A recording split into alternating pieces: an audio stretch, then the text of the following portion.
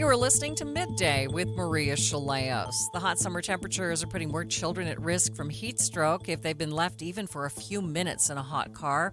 Hot car deaths remain the leading cause of non-crash vehicle-related fatalities for kids under 14. Highway Safety Specialist Laura Dunn with the National Highway Safety Administration joined me to talk about ways to prevent such tragedies. Laura, boy, this time every year we hear of so many tragedies with hot cars and children in hot cars and pets in hot cars. And I would think over the years maybe we were getting the message out, but it doesn't seem like we're getting the message to folks that just not to do it. Tell me what you think is happening. I think that people's lives, unfortunately, are busier than ever, and people are being pulled in a lot of different directions. I know, especially for those hot car deaths that are attributed to, when children are forgotten in a vehicle, one of the biggest risk factors there is a change in routine.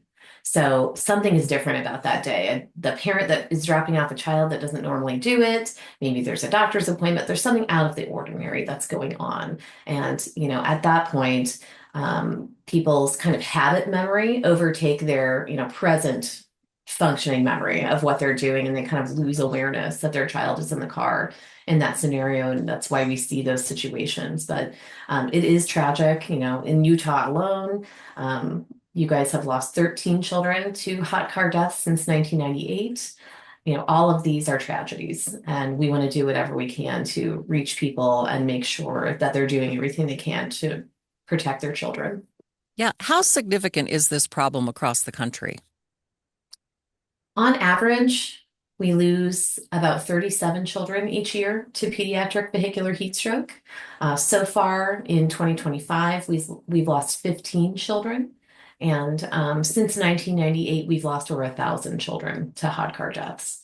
So this is something that we want to continue to bring down the numbers. They were kind of at historic highs in 2018 and 2019, and we want to continue to bring those numbers down and hopefully eliminate these preventable tragedies in the future. Right. What would you tell folks? What is the best way to avoid something like this happening?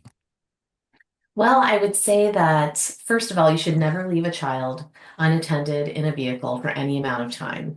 It is just not safe. Their bodies cannot regulate temperature like an adult's can. Their body temperature rises about 3 to 5 times faster than an adult, so it's just really not a safe choice. In about 10 minutes, the inside of your car can heat up by about 20 degrees. And cracking a window, parking in the shade, really does very little to help. So please never intentionally leave your children in a car just to do a quick errand. It's just not worth it. More tips that I would share with parents are that if you are a parent that drops your child off to childcare or preschool, if your child hasn't arrived within 10 to 15 minutes, have the childcare provider give you a call as a parent and say, "Oh, is your child coming today?"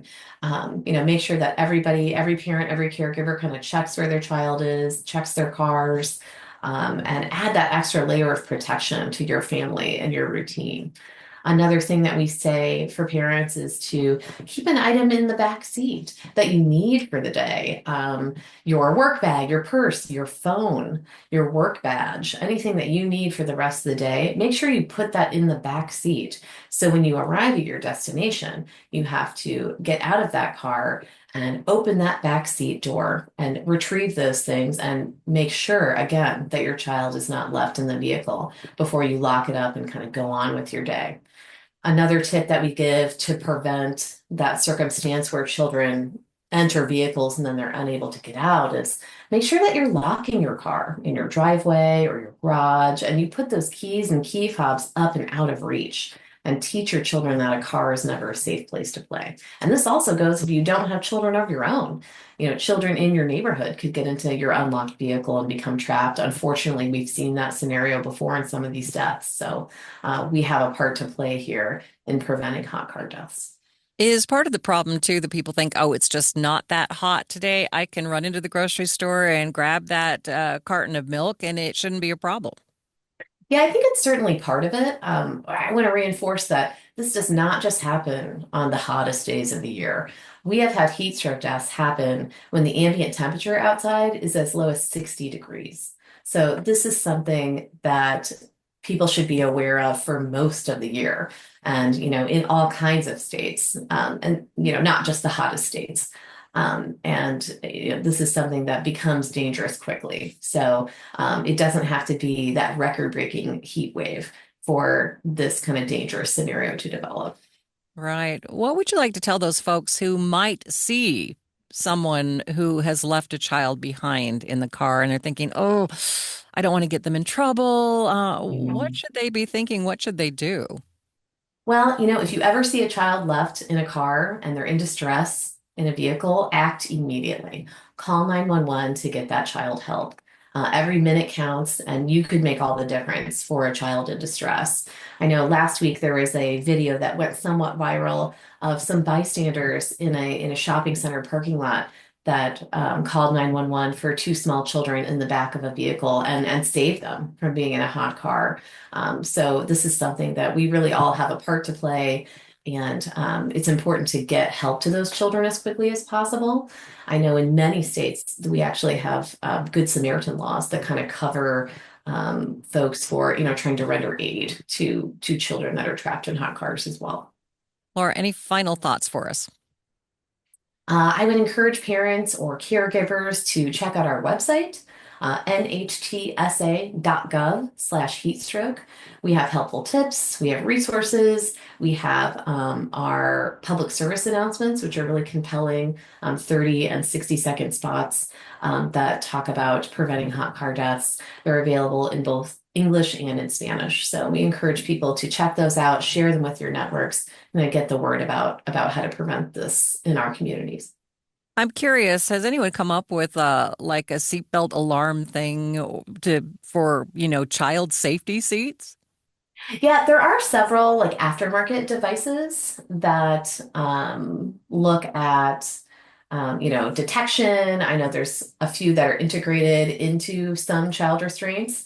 And it's something that we as an agency are testing. We're studying all that new technology, trying to identify kind of what's available. Some vehicle OEMs have integrated some of those things into their vehicles also.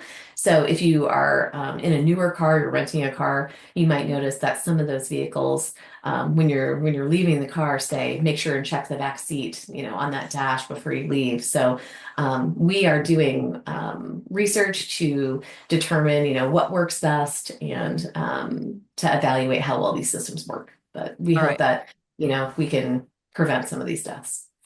Appreciate your time. Thank you for being with me. Thank you so much. Since 1998, more than 1,000 children have died from being left in a hot car.